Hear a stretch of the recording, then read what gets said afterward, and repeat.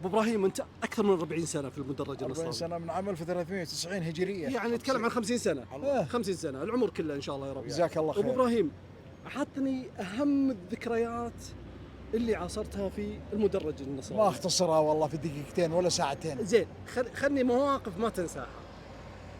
فوزنا على نادي الهلال إيه. في 3-1 في الدوري التصنيفي اللي إيه. هو اول دوري ايه. انا حاضره في الملعب. اي عام تذكر؟ 95 هجريه. 95 هجري. إيه.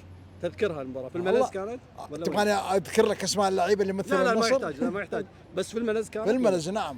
وش اهم الذكريات اللي تذكرها مع ابو عبد الله الكابتن كابتن الأسطورة؟ ماجد. اي.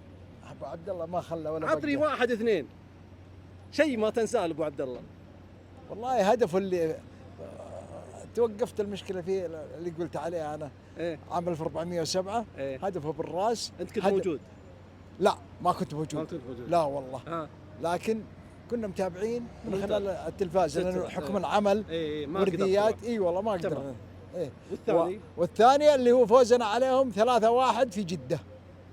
ايه كاس الملك. ايه ماجد ايه طبعا هذه برضو ما حضرتها، لا كانت في جده. ايه ما حضرناها، لكن في ذكريات كثيره ما نبغى نختزلها في تمام. السويعات هذه، يبغى لها وقت والله. يعطيك العافيه ابو هدي، يعطيك العافيه. الله يسلمك، شكرا.